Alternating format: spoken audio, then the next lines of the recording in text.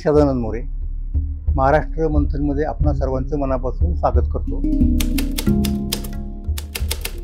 साहित्य संमेलनांच्या संदर्भात आणि विशेषतः साहित्य संमेलनाच्या अध्यक्षांच्या भाषणांच्या संदर्भात आपण जो विचार करत आहोत महाराष्ट्राचा, त्या अध्यक्षांमध्ये एक महत्त्वाचं नाव म्हणजे त्यांची नुकतीच पुण्यतिथी 27 मे या दिवशी होती आणि आपण त्याही दिवशी त्यांना अभिवादन केलं होतं।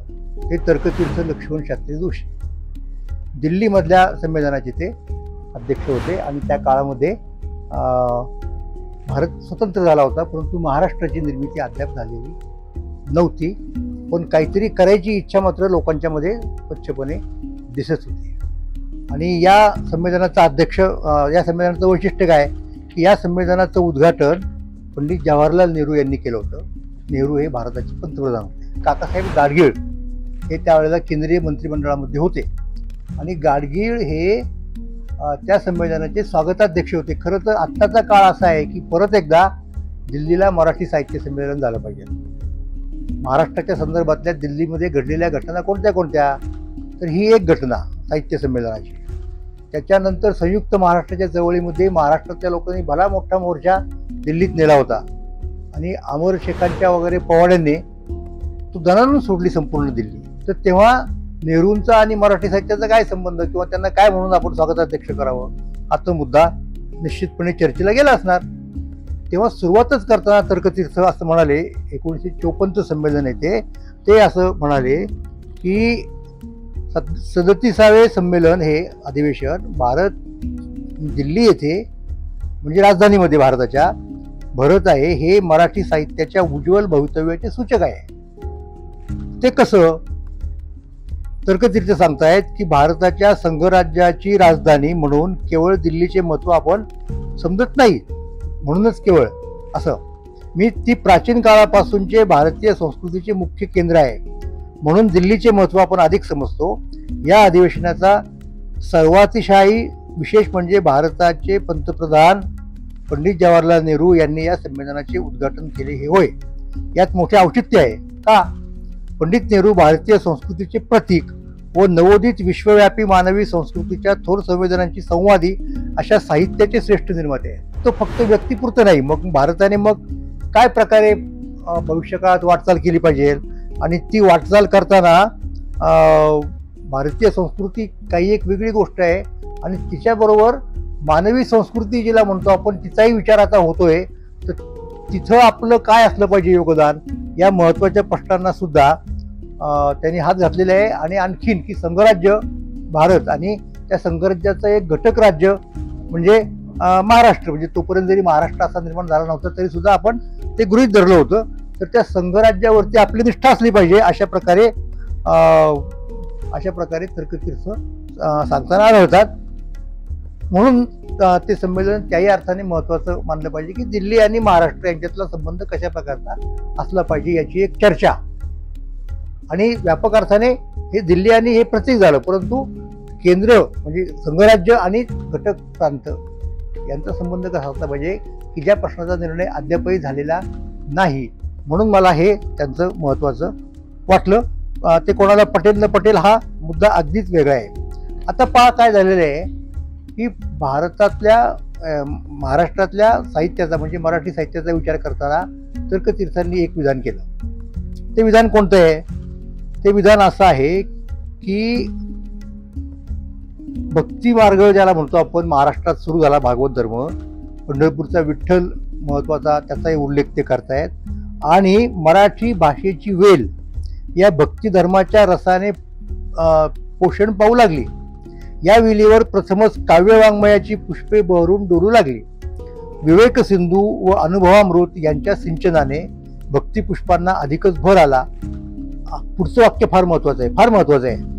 तत्वज्ञानाची बौद्धिक प्रमेये ज्ञानेश्वर महाराजांच्या योगाने काव्यात्मक बनली। हे तर्कतीर्थांचं वाक्य मी महत्त्वाचं का मानतो की मराठी भाषेचं हे सामर्थ्य आहे की तत्वज्ञान काव्यातून व्यक्त करता येतं। म्हणजे परंपरेने काव्यनय आणि शास्त्रनय यांच्यात भेद मानला होता। शास्त्रनयाने सांगण्याच्या गोष्टी या गद्यामध्ये असतात खरं तर। आणि काव्यनय हा वेगळाच असतो, त्याचा संबंध विचारांशी नसतो अशा प्रकारे.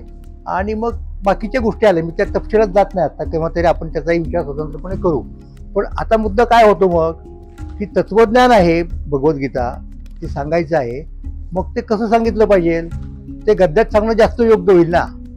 पण ज्ञानेश्वर महाराज असं म्हणतायत की आम्ही मराठीमधली कविता इतकी आमची उत्कृष्ट होईल, रसनिर्मिती होईल, म्हणजे तेव्हा काव्य म्हटल्यानंतर रसनिर्मिती आलीच, त्याच्यात ते शांतरसाची निर्मिती असेल असं ते सांगतायत. आणि तत्वज्ञान त्यांनी काव्यात्मक केलं. तर हे अत्यंत युनिक उदाहरण आहे. म्हणजे ते होण्यासाठी, म्हणजे तत्वज्ञान काव्यात्मक होण्यासाठी किंवा काव्याच्या माध्यमातून तत्वज्ञानामधली जी रिगर म्हणतो आपण, ती कमी न होऊ देता व्यक्त करण्यासाठी मराठी भाषा ही सक्षम आहे, हा एक मुद्दा आला. पण याचा अर्थ असा नाही की ते कुणीही उठावं आणि तशा प्रकारचं काव्य करावं, नाही. त्यासाठी अलौकिक प्रतिभेचा कवी लागतो, अलौकिक प्रतिभेचा कवी लागतो. आणि त्याची भाषाही तेवढ्या याची लागते, क्षमतेची लागते. सुदैवानं 13व्या शतकामध्ये या दोन्ही गोष्टी एकत्र आल्या. म्हणून स्वतः ज्ञानेश्वर महाराजांची ज्ञानेश्वरी, जिचा उल्लेख आता तर्कतीर्थांनी केलेला आहे, अनुभवामृत, त्याच्यानंतर इतरही संतांच्या अभंगात्मक कविता या पुढे आल्या. आणि त्याच्यातनं बहुजन समाजाच्या पर्यंत पण काव्याच्या माध्यमातून तत्वज्ञान पोहोचलं. हा मुद्दा तर्कतीर्थांनी जाता जाता सूचित केला आहे. माझ्या एकूण आत्तापर्यंतच्या विवेचनाचा, आत्तापर्यंत म्हणजे काय या एपिसोडमधल्या किंवा महाराष्ट्र मंथनमधल्या नाही, मी हा मुद्दा सातत्याने मांडण्यात आलेलो आहे की जी गोष्ट संस्कृतात शक्य झाली नाही ती ज्ञानेश्वर महाराजांनी मराठीमध्ये करून दाखवली. पण तो वेगळा मुद्दा आहे, आपण त्याची चर्चा केव्हा तरी नंतर करू. इथे मला काय सांगायचं आहे की तर्कतीर्थ हे मान्य करतायत की अशा पद्धतीने तत्वज्ञानाला गद्याच्या ऐवजी पद्धत लिहून सुद्धा काव्यात्मक स्वरूप देता येतं. आणि ते देताना त्याच्यातली रिगर कमी होत नाही, त्यातला काटेकोरपणा कमी होत नाही. म्हणजे ते शास्त्रकाठ्याला कशाची कसोटी शास्त्रकाठ्याची लावावी असं भावनांना, असं जे मर्ढेकर म्हणत होते, तशी कविता मर्ढेकरांनी कुठे लिहिली किंवा कुणीच कुठे लिहिली, तशी ज्ञानेश्वरांनी लिहिलेली आहे. या संदर्भात आपल्याला नक्की असं म्हणता येईल.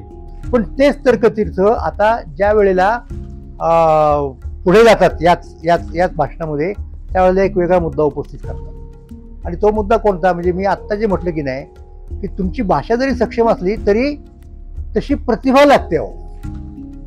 म्हणजे अनेकांनी खंत व्यक्त केली, त्याच्यामध्ये माटे आहेत, श्रीम माटे, जे स्वतः परत साहित्य संमेलनाचे अध्यक्ष होते.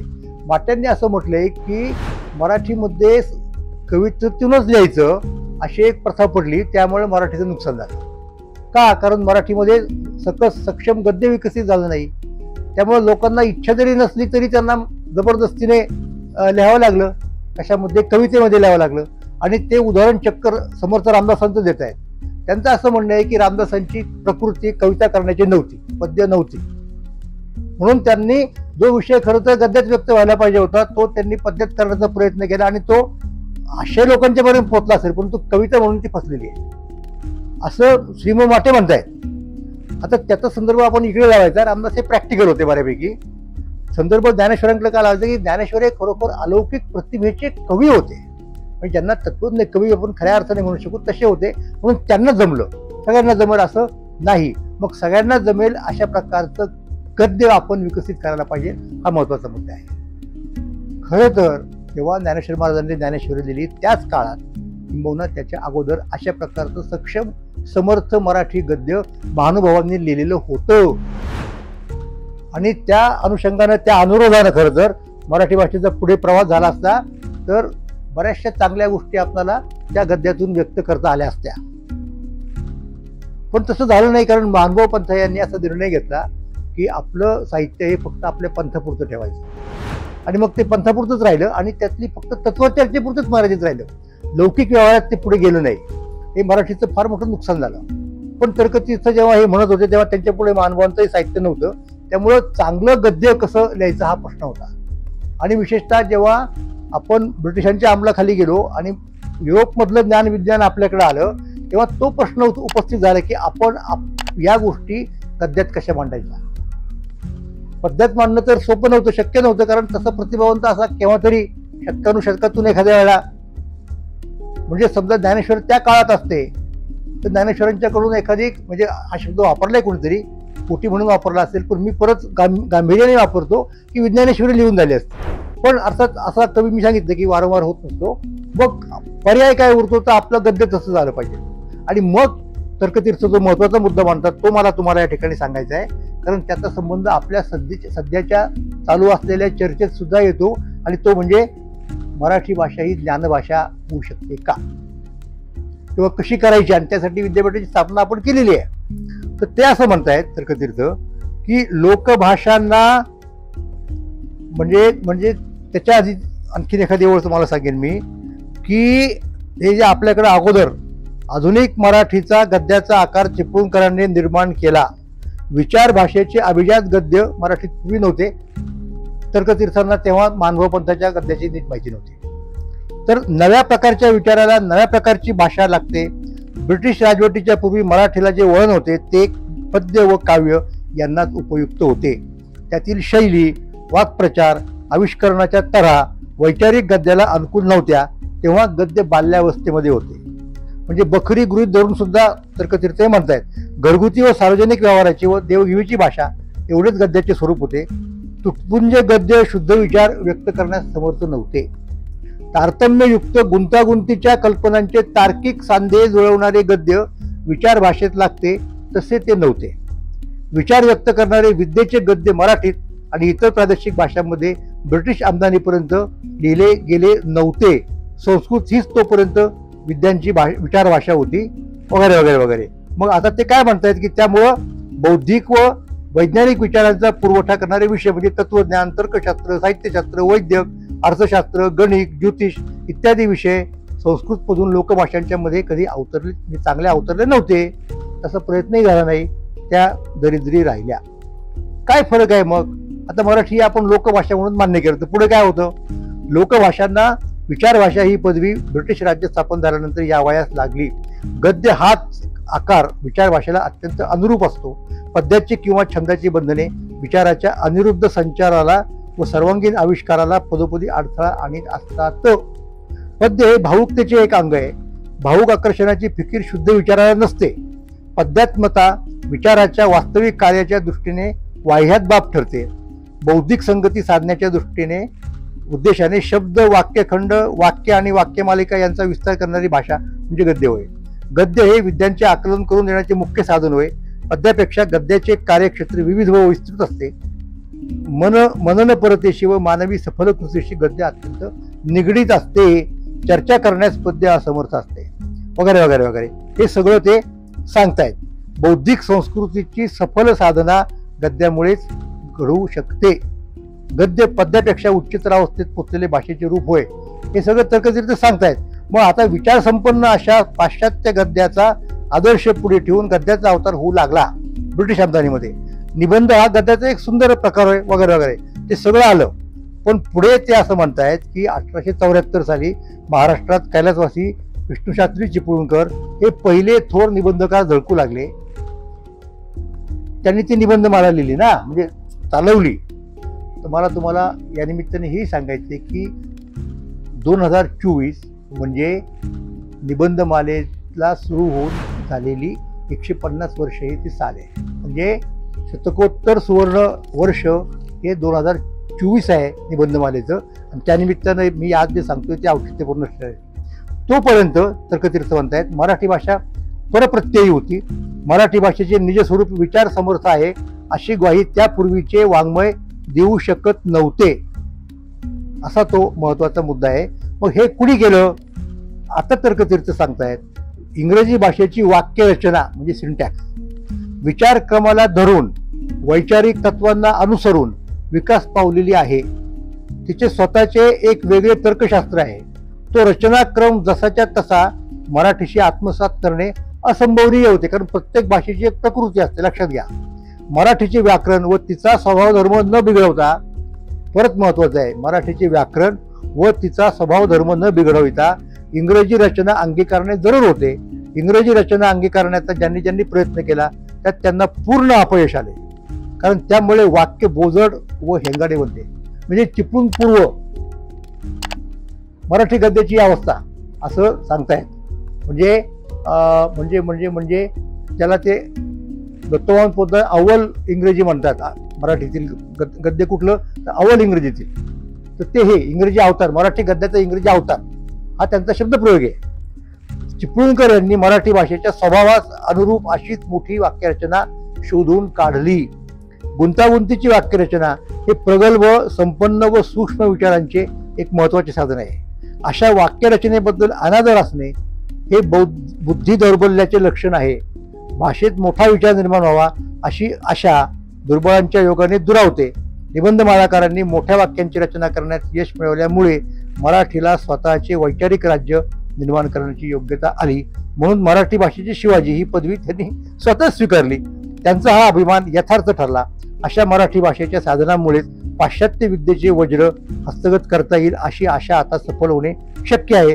ज्ञानाचे असे मोठे साधन निर्माण झाल्यामुळे राष्ट्र निर्माण करता आले. म्हणजे हा संबंध किती घनिष्ठ आहे वेगवेगळ्या भाषेचा, राष्ट्रनिर्मितीचा, हे तुम्हाला चिपळूणकरांच्या संदर्भामध्ये तर्कतीर्थ सांगतात. हा तो महत्वाचा मुद्दा.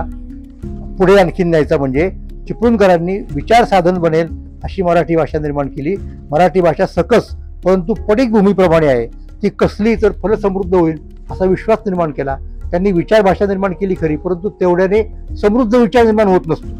तो तर पुढचा मुद्दा आला, तो पुढे करण्याचा लोकांनी प्रयत्न केला आणि ज्याची जबाबदारी आता आपल्यावरती आहे. आता तर्कतीर्थांच्या संदर्भामध्ये सांगायचं म्हणजे त्यांनी चिपळूणकरांच्या निबंधमालेच्या संदर्भात ही एक बाजू मांडली आणि जी महत्वाची आहे. आता काही विद्वानांचं म्हणणं असं होतं की खरं तर चिपळूणकरांनी मराठीची जी एक नैसर्गिक, ज्याला म्हणतो आपण प्रकृती, प्रवृत्ती वगैरे वगैरे होती, ती मिळवली असं म्हणणारे काही लोक आहेत. त्यांनी भाषा विनाकारण अलंकारिक, कठीण वगैरे वगैरे वगैरे केली. आणि असं म्हणणाऱ्यामध्ये स्वतः विठ्ठलरामजी शिंदे होते. शिंदेंनी त्या संदर्भात चिपळूणकर, आगरकर यांना एकाच कॅटेगरीत बसवून दिले आहे आणि उलट टिळकांची भाषा ही बहुजन समाजाची भाषा आहे म्हणून ती योग्य आहे असं त्यांनी म्हटलेलं आहे. हे शिंदेचं मत झालं. आणि त्याच्यानंतर आपण साहित्य संमेलनाच्या अध्यक्षपदाच्या बाबतीत बोलतोय. शिंदेंना दुर्दैवाने काही साहित्य संमेलनाचं अध्यक्षपद मिळालं नाही. बडोद्याच्या एका संमेलनामध्ये मात्र ते समाजशास्त्र शाखेचे अध्यक्ष होते तेवढंच. तर दुसरे अध्यक्ष नंतरच्या काळात ते सुद्धा थोर नाटककार होते, कादंबरीकार होते. त्यांचं नाव मामा वरेरकर. ते काय म्हणतात ते पहा. या संदर्भामध्ये मराठी भाषेचे शिवाजी अशी संज्ञा मिळालेल्या चिपळूणकरांनी स्वातंत्र्यप्रीतीची ज्योत जरी महाराष्ट्रात पेटवली तरी इंग्रजी भाषेला वाघिणीचे दूध म्हणताना कोणता अनिष्ट परिणाम पुढे होईल याची जाणीव त्यांना त्यावेळेला झाली नसावी. ते म्हणाले असं की इंग्रजी भाषा ही वाघिणीचे दूध आहे. शिक्षण क्षेत्रात इंग्रजी भाषेचे प्रस्थ माजवले गेल्यामुळे त्या भाषेची पकड सर्वत्रांवर आधीच बसली. त्यातच हा नवा आदेश इंग्रजी भाषेची प्रस्थ वाढवण्यास कारणीभूत झाला. इंग्रजीशिवाय ज्ञान नाही, इंग्रजीशिवाय शिक्षण नाही, इंग्रजी जाणणारा तोच सुशिक्षित असा प्रचार सर्वत्र होऊ लागला. शिक्षणाच्या क्षेत्रात इंग्रजीचे जे स्तोम माजले त्याने देशी भाषेची हेळसांड होऊ लागली. उशीर का होईना पण देशी भाषेचा प्रवेश उच्च शिक्षण क्रमात झाल्यामुळे पूर्वीच्या विद्यार्थ्यांपेक्षा आजच्या विद्यार्थ्यांची नजर अल्प स्वल्प प्रमाणात देशी भाषेकडे वळू लागेल. आता या ठिकाणी तुम्हाला दोन परस्पर विरोधी मतं दिसतात. तर्कतीर्थांचं एक मत आहे आणि दुसरं मत जे आहे ते वरेरकरांचं आहे. आता विद्वान मंडळीमध्ये अशा प्रकारचे काय म्हणतात त्याला मतभेद असतात. आता स्वतः जर वरेरकरांच्या संदर्भात म्हटलं तर वरेरकरांनी दोन गोष्टी केल्या. त्या कोणत्या की बंगाली साहित्य त्यांनी मराठीमध्ये आणलं, विशेषतः शरदचंद्रांच्या कादंबऱ्या वगैरे एक.